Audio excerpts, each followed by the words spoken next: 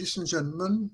It's Modern Investing on Pod TV. My name is Sasha Star, and today's guests are Dr. Milan Somberg. Welcome to the show, Milan. Delighted to be here, Sasha. Thank you for inviting me. And we have Jim Eid from Eid Foundation. Welcome to the show, Jim. Thank you, Sasha. It's great to be here. Great to see you. And today is Wednesday. So normally it's, for some reason, very often it's the best day of the week. Why? Nobody knows. You can only guess. But if that's Not all the time. Not all the time. Yes, that's what I'm trying to say. Not all the time, but very often. So, is that means that maybe today we should lighten up some positions before Thursday, Friday comes in? Or maybe there will be some more trade deals like what he's done, Donald Trump with Japan. So there may be a few more. Canada is not going to be one of them anytime soon. And so European Union, it appears to me that they're preparing massive counter actions against the United States. So we'll see how it works. What do you think, Jim? Well, the trade agreement is like 15% tariffs on both sides. Yeah. Now, what is the difference between 15% tariffs on both sides and 0% tariffs? The difference is the consumer will pay more. It's inflationary. Yeah. And there's no point behind it.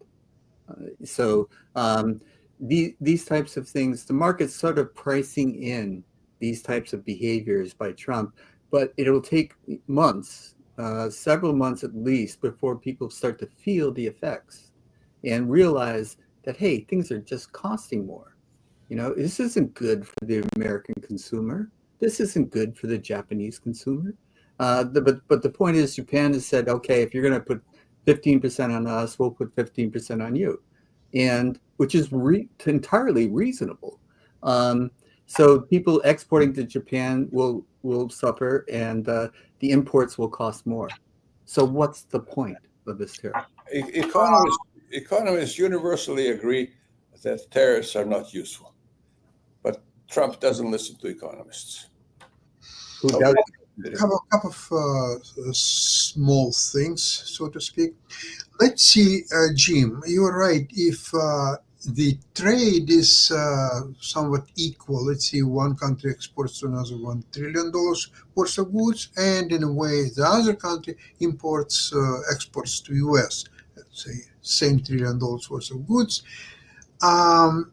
What's happened if one side exports $1 trillion worth of goods, and in return the other country exports only $0.5 trillion worth of goods? That changes the picture somewhat. On the consumer side, though, you are absolutely right. And but what's interestingly happened is that some tariffs are already working. And you know what's happening? What I investigated is that most American exporters, they eat this 10 or 15% of tariffs. They eat, so their profits will be much less next reporting than they used to be. Because, and you know why? Not that they cannot raise prices. They can raise prices and let consumer eat these tariffs. No, they are scared of Donald Trump. They don't want to upset Donald Trump. Therefore, they eat these tariffs themselves, so it will affect their profitability. Does it make any sense to you, Jim? No. And also, if they pass the costs on to the consumer might choose to buy from a competitor. Might find another resource to buy, might not buy the product at all. So the companies are worried about that as well. So in effect, he's hurting the consumer, he's hurting the companies that export, and you're right about the imbalance in trade. So tariffs might have a little edge, and if you are exporting more than you're importing from a certain country, but the net effect is passing prices on to the consumers, or the companies eating it, as you say, which is going to affect their profitability. Now, who's benefiting from that? You know, Anybody that is benefiting from that is somebody that isn't doing business in the normal way of doing business. And the people that are doing normal business transactions are going to suffer. So it seems to Jim, make no sense. it's a very simple math. Let's see, they 10-15% tariffs. So either company have to, exporters would have to be absorbed there, or importers in case of use. They have to eat it, as we discussed, or pass it to consumers. So consumers will have to pay more money, or they will have to buy alternative, say, American produced products. But the American producers are not stupid. They will immediately raise, or they are already raising prices, which everything all leads to inflation. There's no doubt about that. But there is something else interesting. So US is collecting this 10-15%, US government, and from where? From American importers or American taxpayers. So basically, it's a money grab in either way you look at it. Either you're hurting directly American consumers, or you're hurting American companies with shareholders and bondholders, everybody else. Right. So it's a kind of voluntary, not it's involuntary money grab. Sasha, question for you.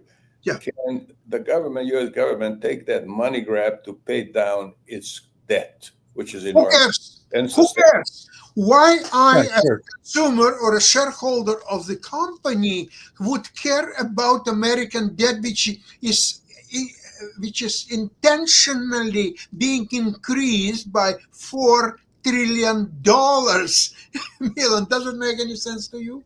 Is that sustainable? Is that rising American debt sustainable? America has never. It's a different question. Wait. It's a different question. You're saying before that it's good that US grabs this 10-15%, so it will pay down American debts. At the same time, America, through these lawmakers, it's increasing American debt by $4 trillion. How does it work together, Milan? Explain. Well, America has never defaulted on its loans, and many countries Really? have, and a lot of people get hurt when that happens. But how long can the American debt keep rising before America defaults? So I don't know. That's a complicated question. I just want to talk for a minute about investing, and a major change that I've made that I think that most investors should look at. What I have done in the past is I own primarily SPY, which represents the American economy as a whole, and I sell covered calls on it when the market is declining, and when the market is rising, holding the security is better than selling covered calls on it. Now, how do we know whether the market is rising or the market is declining? Well, if we take a look at how effective the S&P 500 futures are in predicting market movement, in the short term, yes. And if we are selling covered calls first thing in the morning, expiry date, same day at the end of the day, that's pretty short term. Doesn't get any shorter than that. So that's a useful way to go. But the major change that I've made in my portfolios, and that we all should be looking at, is that most countries now are looking at a de-dollarization of the American dollar and are putting less and less of their foreign sovereign funds into the American dollar and getting out of it entirely. And the American dollar will decline in value, according to Morgan Chase, and according to the behavior of a very large number of countries. So I've been personally in the American dollar for over 50 years, and that was wrong for two brief periods of time when the Canadian dollar was stronger than the American dollar for a week or three, something like that. But in the long run, it's sure looking like the Canadian dollar will be stronger. So I've gotten entirely out of my American dollar holdings, which used to be that 50% cash that I had in my asset allocation, and changed it to Canadian dollars. It's fascinating. So And and I'm not going to comment on whether that's wise or not. I will piggyback back onto what we were talking about just before that, Milan, and then we can take up that subject, because part of the reason for initiating all these tariffs and trade, the policy principle is that you'll bring manufacturing back to America. So, but, in the 80s, what we did was export labor to different developing countries. So labor was cheaper. And so we outsourced this manufacturing. And now the idea of insourcing it, well, who's going to provide the labor? Well, one solution would be the immigrants. But we're saying no more immigration, no more immigrants. So if you bring manufacturing back, the manufacturing jobs are pretty deadening. They're not sold. Oh, are they ever? People in manufacturing, they hate Mondays, they love Fridays, they live absolutely. And so and plus we have OSHA and other things that's worker safety and all these different regulations that make labor more expensive than it is in other countries. And we're very good. We're very good. The United States and Canada are very good at innovation, and innovation should replace manufacturing. Right. And so the idea of trying to import these jobs that we exported, these are low-paying, labor-intensive, and soul-deadening types of jobs. These were exported for a reason. And so bringing back manufacturing is a pie-in-the-sky idea. So the whole, policy principle is flawed. And not to mention the economic effects that we discussed earlier. And the effect of the U.S. dollar, to Milan's point, there's no question. I'm continuously amazed that when they put out new bonds, people are buying them. And, they have to raise interest rates to attract more and more buyers. And so this, again, is just raising the costs artificially for no good economic reason. There's no market forces behind this increased cost, which is inherently inflationary. There is another side effect of that is that Federal Reserve cannot lower interest rates, which would help the market. It cannot. Right. Because it still needs somewhat higher interest rates to attract the capital. Absolutely, Sasha.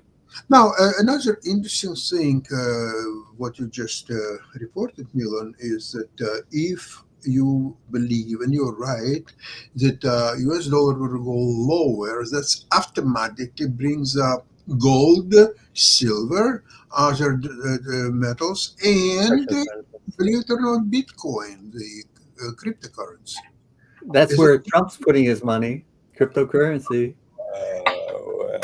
So in a way, so it seems to me that Trump is torn between lower cost, lower US dollar, which will make US more competitive.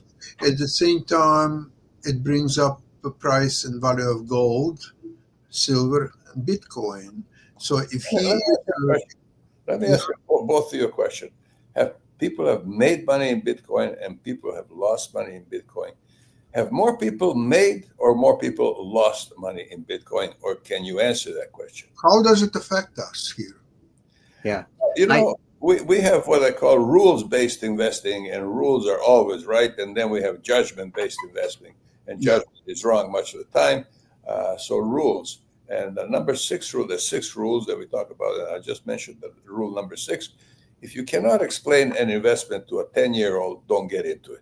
I cannot explain Bitcoin to a 10-year-old. I cannot show a 10-year-old why it requires so much energy and how it works, so we're not into it. And Trump's track record is one of continuous failure. And, you think he's putting his money into crypto now and he's shaping policy to support it.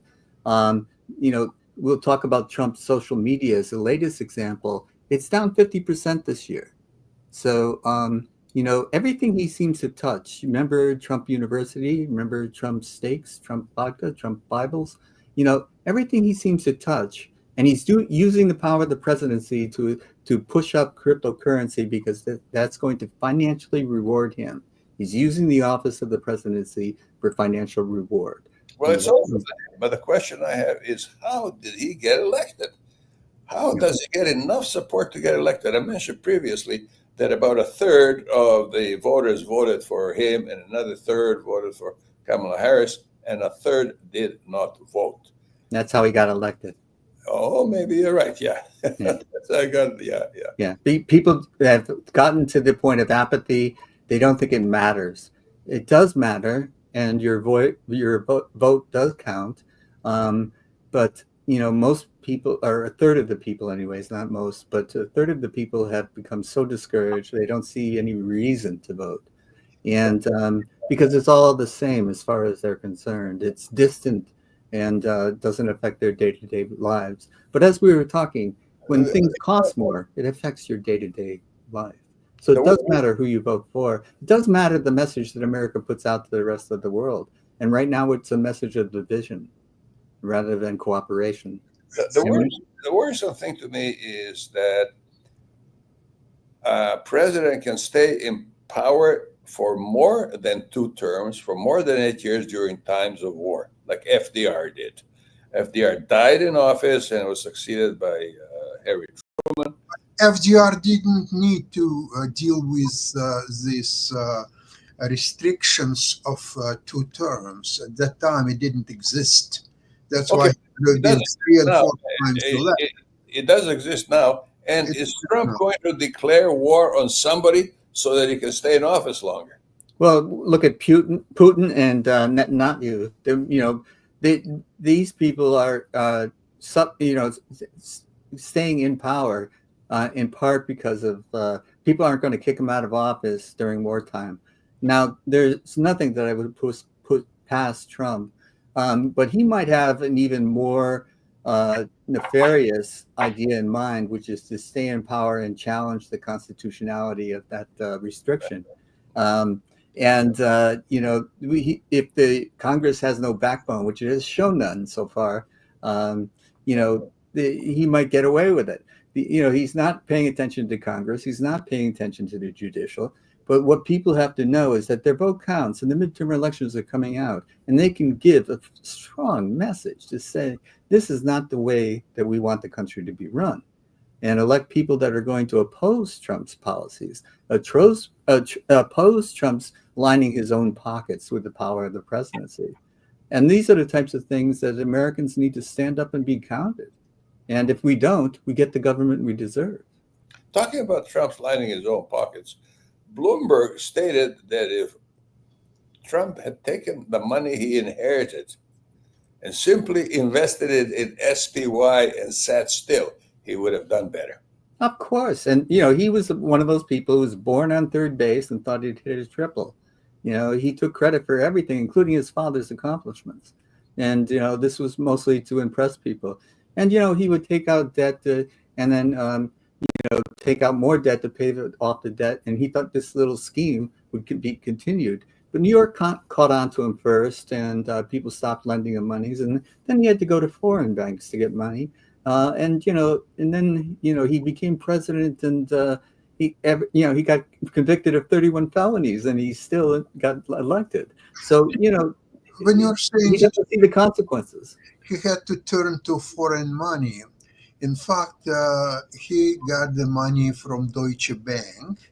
Yes. And Deutsche Bank had laundered Russian mafia. And so it became obvious. Deutsche Bank paid a penalty of around $35 billion. That's gotta hurt. Out of it, okay? Even Deutsche Bank. Yeah. So when you were saying whatever he's touching, Deutsche Bank is one of the things you have to remember. Yeah. But now there's something else that can affect midterm election, and it could create something what Watergate will be a little joke to compare what's happening now with Epstein. So the new information now leads, believe it or not, to Russia. Epstein was working with certain agencies in Russia and in Europe, including France, model agencies too. And both of the people who own this model agency in France, for whatever reasons, they were found to be dead many years ago. And so whatever's happened with Epstein, there is nothing new. And when this you know, there is a famous saying, follows the money. So when the money were followed from Epstein accounts, there were hundreds of millions of dollars of transactions that is very difficult to explain, except that it's something to do with money laundering and the essentially prostitution ring. And in fact, Epstein, for whatever he was, I'm pretty sure he was a very smart person, very successful person. But in fact, he is, or he was, the most successful pimp in the history of the Western world.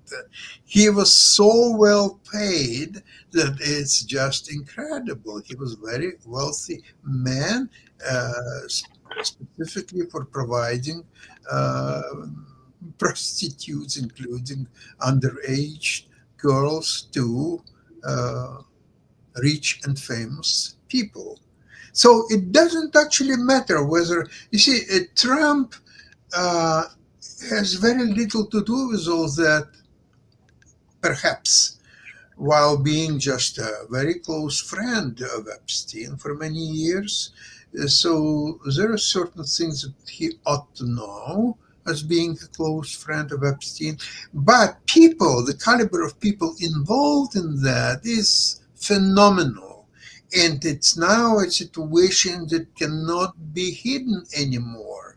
So any day now, all this truth about Epstein files, about all these operations will become obvious. So that can shatter all political life in the United States. And this is why US Congress went on summer holidays a day earlier. Yeah, so they didn't You know, do more investigations.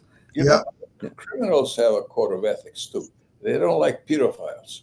And Epstein did not hang himself. He was hung by other prisoners, unquestionably. That shows by the nature of the damage to his neck that he didn't do it himself. Others did it. So, yeah, prisoners have their own code of ethics and they don't like pedophiles. And that's what happens to pedophiles and has happened to them previously. So that's the story of Epstein. Yeah. And so there are many now who are connected to him who don't want the world to know that, including Trump and including Bill Gates and including some other prominent people. Warren Buffett stopped dealing with Bill Gates when he found out that he had some connection to Epstein.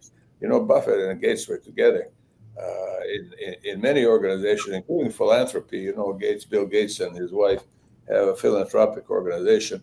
And intelligent philanthropy is more difficult than making the money in the first place.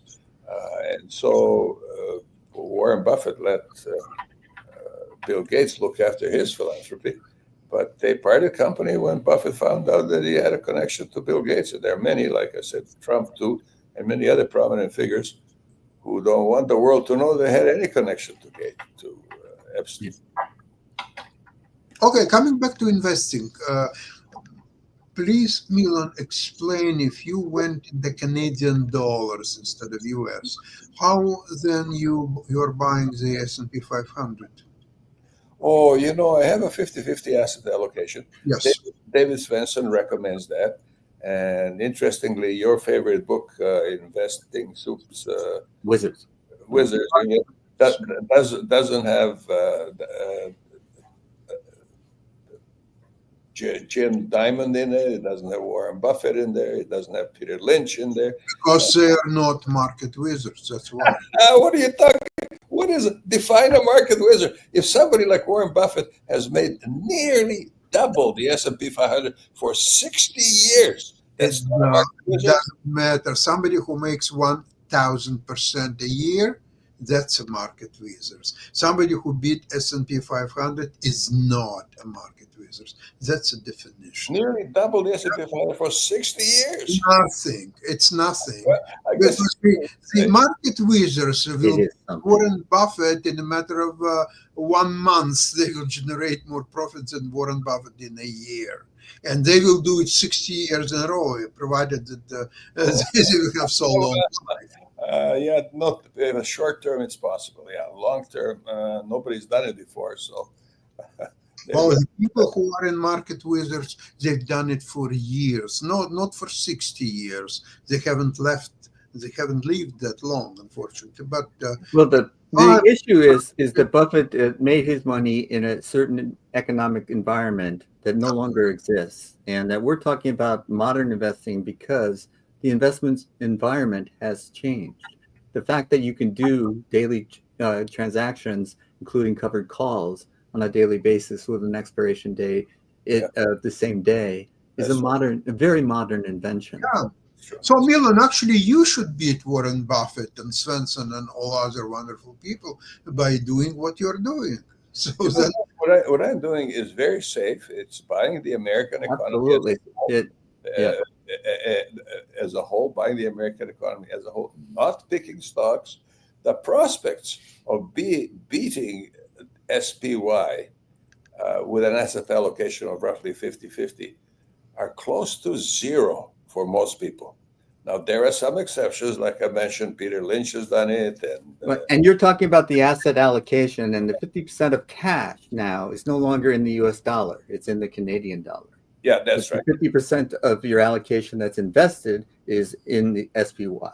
Yeah, that's right. That's right. So that's a very safe, low effort, that's important, way to invest. If you're picking stocks, if you're a market wizard, as you two seem to be, then you're spending a lot of time at it. And if you like what you're doing, it's not work really. Spend the whole day at it because you enjoy it. And at the same time, you're beating the market. Very few people can do that.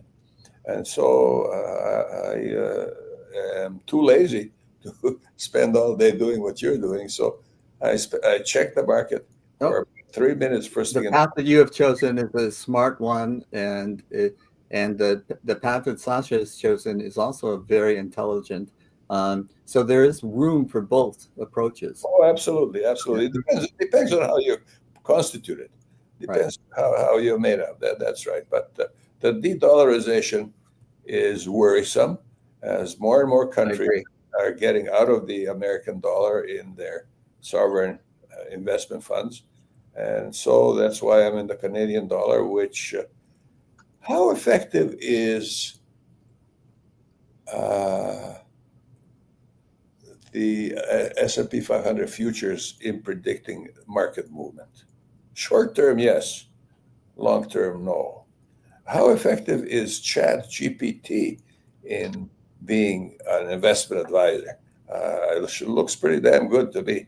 And Chat GPT, at no cost to me, is telling me that the Canadian dollar is going to look stronger, be stronger than the American dollar 5 years from now. Maybe not next year, 3 years from now, likely 5 years from now, for sure. Yeah. And And one of the things we haven't spoken about, and it's not directly related to investment, but it's part of the Trump policy now. He's defunding NPR, PBS.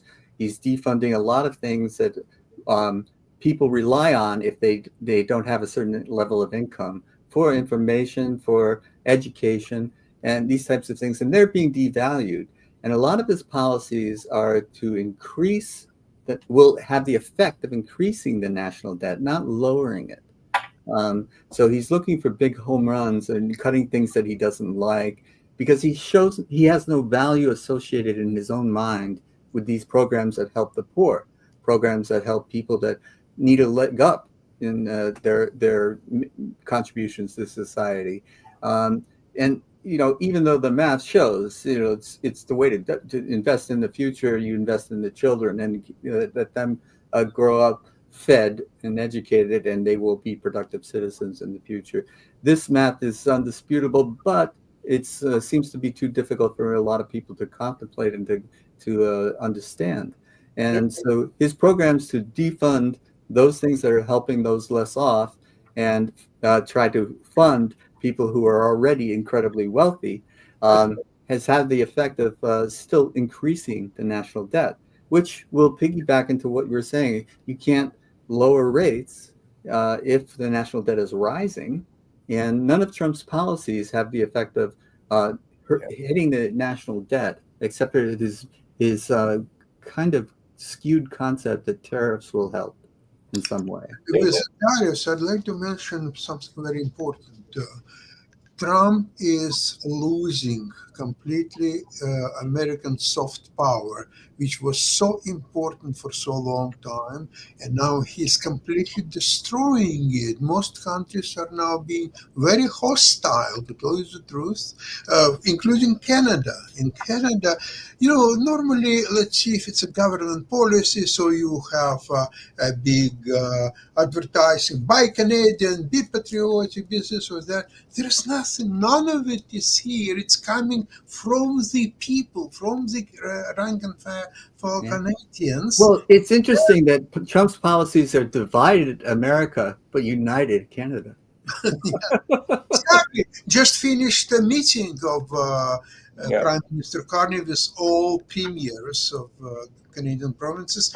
They are now united 100% to deal with United States. And there is no voices of, okay, let's yield, let's talk, let's discuss. Absolutely none. They're all united, come as one front against the bully. And the European Union has been, shaky, and now they're stronger because they're They- united against Trump, And there united against the United States.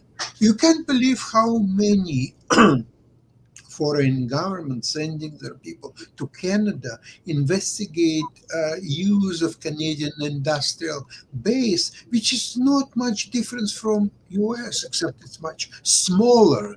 So, but if they have technology and know-how, all it takes increase production, and they can produce a lot of things like turbines, like the engines that because they have all technologies that it's needed.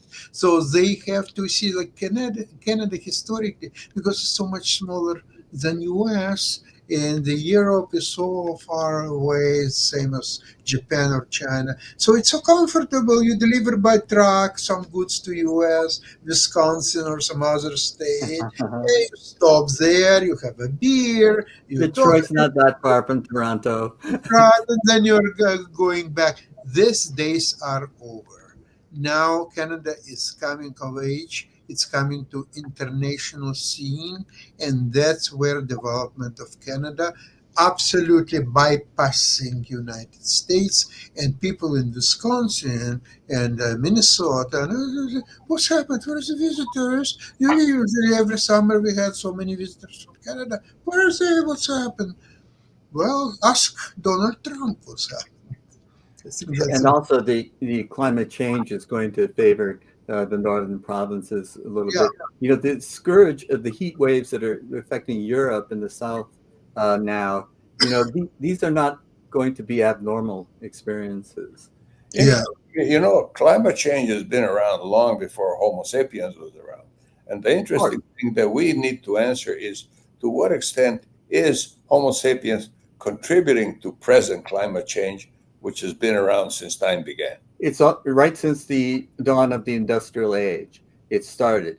Yeah. And so you go back before that, it's unchanged. It's natural history of cold and warming periods. But after the industrial age started, the rate of change has accelerated. And the more we have produced of these fossil fuels, methane gases, all these types of things, the faster the climate change is occurring. So the effect has not been historical. We cannot point to, in Alexandria, they had pollution. No, that's not the point. The point is the industrial age was the dawn of our ability to put products into the air. And we thought it was an unlimited resource. Yeah. Now, Trump's withdrawing support to the disadvantaged can be offset by a guaranteed annual income. Alaska has had a guaranteed annual income for a very long time. Finland has had one for a while. And so a guaranteed annual income has been successful. You, Sasha, for instance, received a baby bonus, which is something you didn't need. Nobody asked you for your means, what your income was. You just received a baby bonus. I don't know how it works in the United Not States. anymore. But I don't know how it works in the United States, but there's something similar. So a guaranteed annual income would be a similar thing to the baby bonus, which people should get. Everybody should get it. No questions asked, no means test, so that it should be sufficiently large that people who get it can survive and still be heavily motivated to get a job and to do something useful, but they won't have to live in tents on the street. Yeah.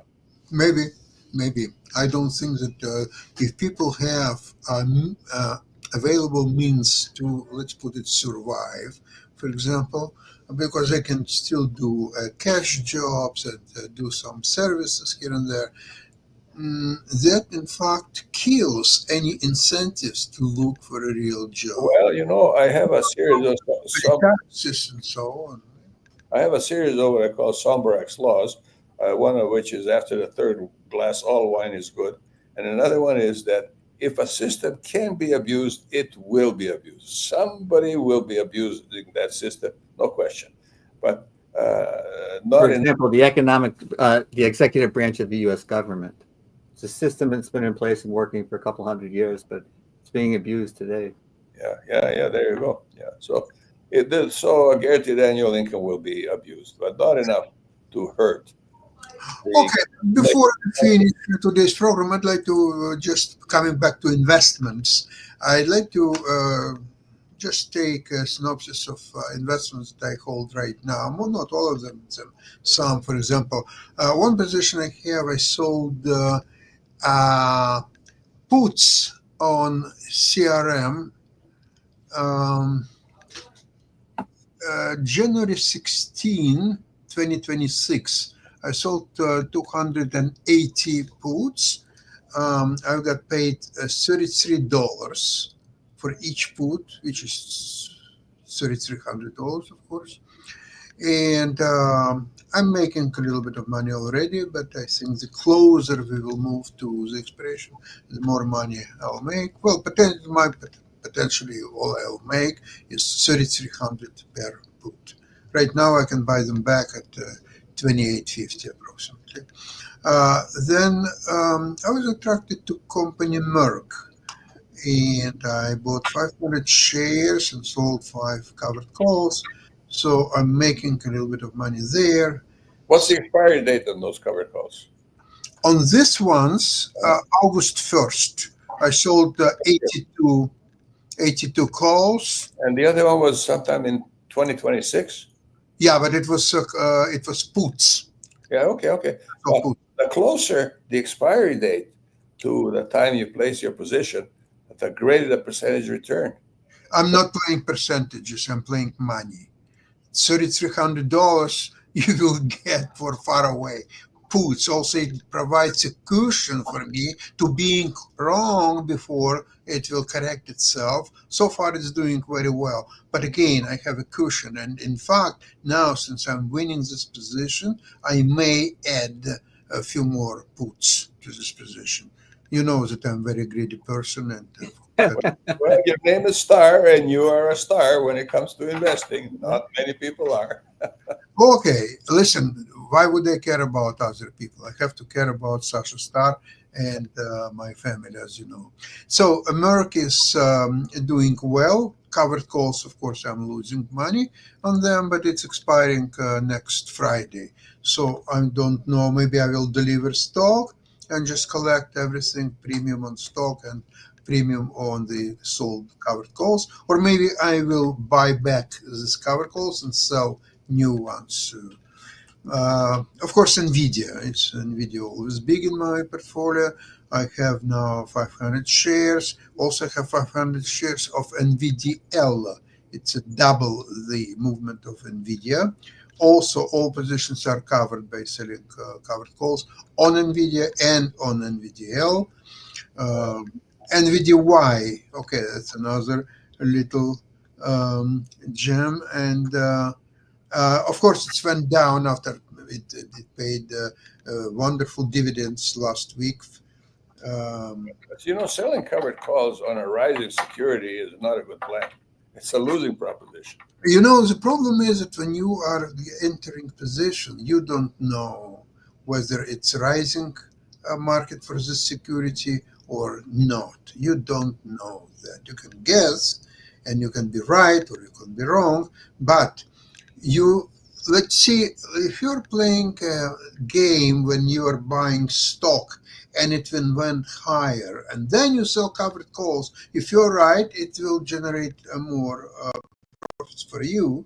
But if you are wrong, then you will have to sell covered calls at lower prices, and of course your profit will be diminished, or in fact you may even lose this position because such a move. Well, Sasha, so can you use the trend to help you predict? For instance, a trend is more likely to continue than it is to reverse itself.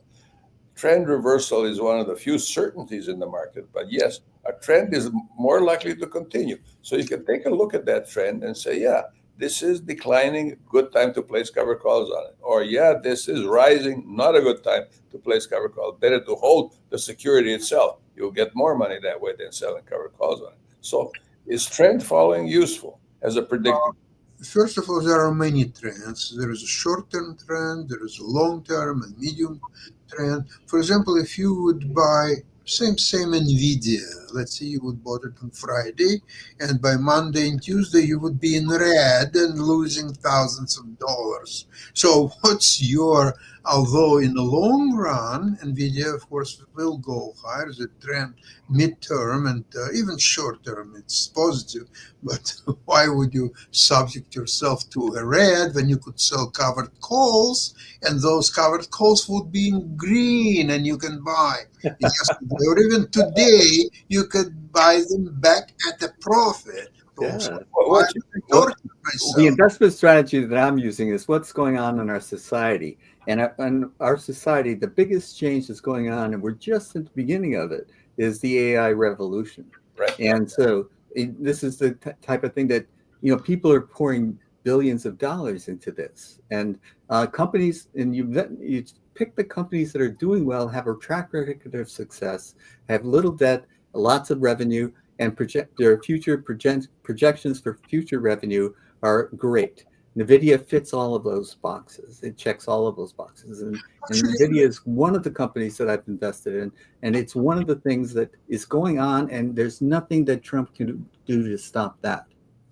I spoke to a couple of investment advisors last few days, and they told me that they have Nvidia on their screen as stock number one. And I asked them, "So you have a lot of shares?" He said, "No, I don't have any shares of Nvidia, but it's a bellwether for all sector of Exactly. AI, the high tech, the Nasdaq, just name it. All you need to know what is Nvidia doing, and then you can do anything else." That's the situation. Well, you It, know what you're saying supports the statement that I've been making for a long time, and it is: soon as you find an easy way to make a buck, call me, and I'll do the same for you. Okay, it's a good one. Well, in the meantime, I would like to thank you very much for today's Thank program you, Sasha. and have a great, successful week for trading and investments. And see you next week, same place, same time. Cheers. Bye bye. All the Bye. best.